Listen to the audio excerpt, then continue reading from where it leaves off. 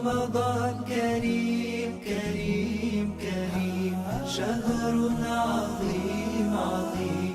السلام علیکم ورحمۃ اللہ وبرکاتہ. الحمدللہ والصلاۃ والسلام علی رسول اللہ.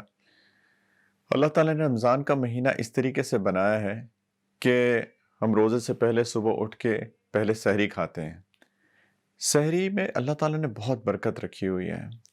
برکت کہتے ہیں کہ تھوڑی سی مقدار میں انسان کی ضرورت پوری ہو جائے. میری اپنی ذات ایسی ہے کہ میرا میٹابولزم ایسا ہے کہ مجھے ہر 3-4 گھنٹے کے بعد تھوڑا سا کھانا پڑتا ہے. ادروائز مجھے تھوڑی سی ویکنس ہو جاتی ہے، لیتھارجکنس ہو جاتی ہے، کیونکہ پڑھنے پڑھانے کا سلسلہ چلتا رہتا ہے سارا دن. تو میں ہر سال انگلینڈ جاتا تھا رمضان میں، اور رمضان گرمیوں میں انگلینڈ میں روزے تقریباً 19-20 گھنٹے کے ہوتے ہیں. لیکن اللہ کی شان کہ وہاں جا کے مجھ کو بالکل بھی احساس نہیں ہوتا روزے کا. اور میں حیران ہوتا ہوں کہ یعنی میری باڈی ایسی ہے کہ مجھے ہر 3-4 گھنٹے کے بعد کچھ تھوڑا سا ہیلدی سنیک کچھ لینا پڑتا ہے. لیکن وہاں پہ جا کے 19-20 گھنٹے کا روزہ آرام سے گزر جاتا ہے. تو اس کی واحد وجہ سحری کی برکت ہے. تو سحری ضرور کھانی چاہیے.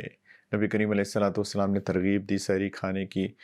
ضروری نہیں ہے کہ آپ بہت کھائیں، تھوڑا سا کھا لیں، لیکن اٹھ کر صبح میں تھوڑی سحری ضرور کھا لیا کریں. ہم اپنے نفس کے لیے تو کھاتے رہتے ہیں، کبھی کبھی اللہ کے لیے بھی کھانا چاہیے، اور یہ اللہ کے لیے کھانا ہے. اچھا، میں نے پہلے دن غالباً یہ ذکر کیا تھا یا دوسرے دن کہ روزہ فجر کے شروع ہونے سے لے کر مغرب تک ہے.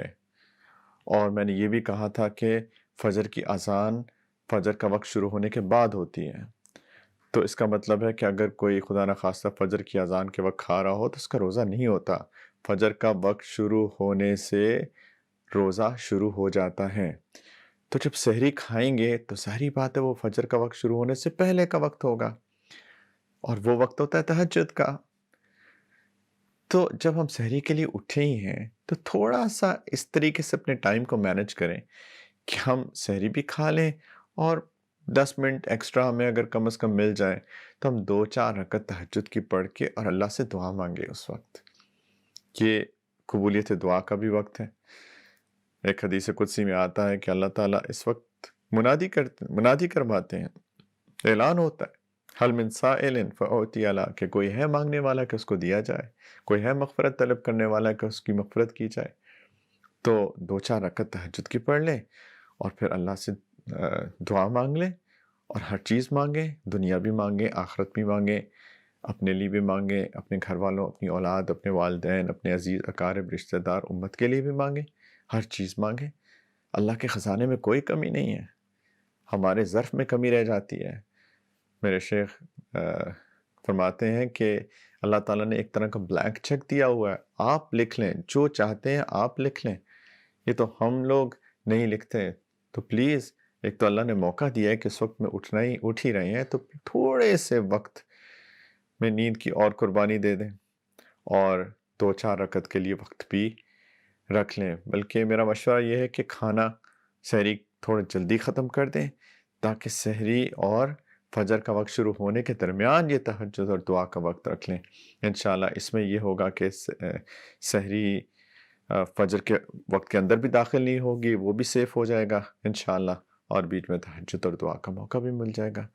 اللہ تعالیٰ ہم سب کو تہجد والا بنا دیں.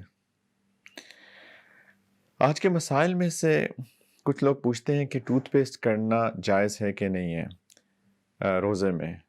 تو دیکھیں، ٹوتھ پیسٹ کے اندر ٹیسٹ ہوتا ہے، اور کسی بھی ٹیسٹ کا زبان پہ کرنا بغیر کسی ضرورت کے یہ روزے کے اندر مکروہ ہے. اور اگر وہ چیز جس کا ٹیسٹ کیا جائے اگر حلق سے نیچے چلی گئی، تو جیسے میں نے غالباً کل کہا تھا کہ اس سے تو روزہ ٹوٹ جاتا ہے. تو ٹوتھ پیسٹ نہیں کرنا چاہیے روزے کے دوران. ٹوتھ پیسٹ کریں، لیکن ٹوتھ پیسٹ فجر کے وقت سے پہلے کریں. تو سحری کھا لیں، اس کے بعد ٹوتھ پیسٹ کر لیں، دانت صاف کر لیں، اس کے بعد تہجد اور دعا کا اہتمام کر لیں، اور فجر کے وقت شروع ہونے سے پہلے. تو ٹوتھ پیسٹ نہیں کرنا چاہیے اگر کسی نے کیا ہے پہلے، اور ایز لانگ ایز وہ ٹوتھ پیسٹ اس کے حلق سے نیچے نہیں اترا تو پھر روزہ تو نہیں ٹوٹا اگر اس نے اچھے طریقے سے اس کو باہر نکال دیا، لیکن پھر بھی اس کے اندر کراہت ہے، ڈس لائک چیز ہے کہ بلا وجہ ٹیسٹ نہیں کرنا چاہیے روزے کے درمیان۔ اللہ تعالیٰ ہم سب کے روزوں کو قبول فرمائے۔ وآخر دعوانا ان الحمدللہ رب العالمین۔ رمضان كريم كريم كريم شهر